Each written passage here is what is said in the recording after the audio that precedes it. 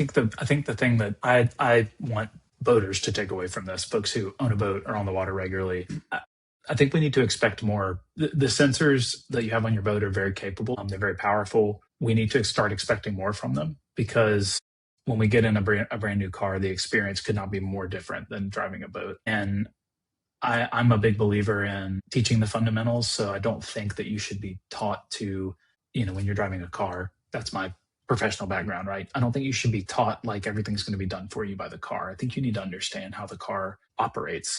But part of the education here is that we can close the gap to what someone would expect getting on a new boat. And I think it opens the door for more people to get on the water. If boating is inherently a little safer, because I do think there's a lot of people. I mean, I was talking to a couple in Wilmington last week. I was there for an interview on another podcast, funny enough, Wilmington, North Carolina.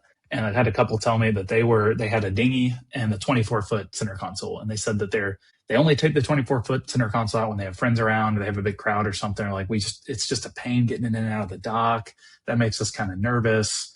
They were telling me, and the whole time I'm like, man, a 24-foot boat, that's really, that's pretty simple to get around, right? But there's so many people out there that, have 30, 40, 50, 60-foot boats that feel a similar level of anxiety.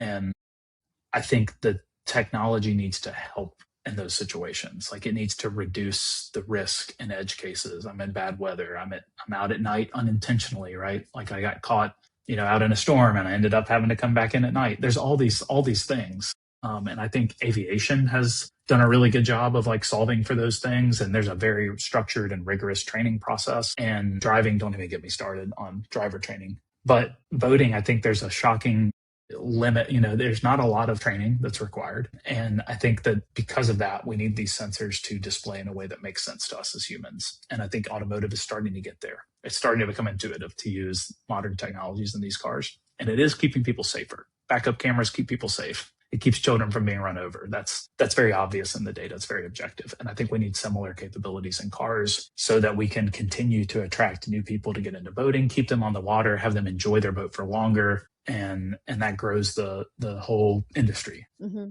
Well, I'm thinking about the rise in the boating clubs, and maybe and we may even get to a point where we're doing fractional ownership. I mean, of boats. Boats are expensive. New boats are especially expensive, and I don't think the industry has really approached that, but when you talk about fractional ownership, not every person may have the same capabilities if you're doing a fractional ownership of a boat or a vessel. And you also get charter boats or those kind of avenues where this is not a person who's familiar with that vessel. So I do think that there's a lot that can be done and enhanced to make that more available to a cross section of people. Because like you said, the boating safety training or the boating safety requirements are limited.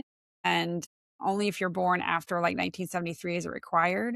And there's a lot of boaters who are out there who are born before 1973. I mean, and there are a lot of younger boaters out there. I love seeing the younger boaters out there because the licensing and the boating age is sometimes less than, depending on the area you're in, than for a car. So sometimes these kids are out there just, with their buddies boating around in the summer, just spend the summer fishing. We're in a very, very heavy boating area at this area that I'm in. So I do think it adds to the availability and accessibility, which I think will be a little bit of our future in boating because of the boating clubs and the boating charters and the fractional ownership that may come this way. So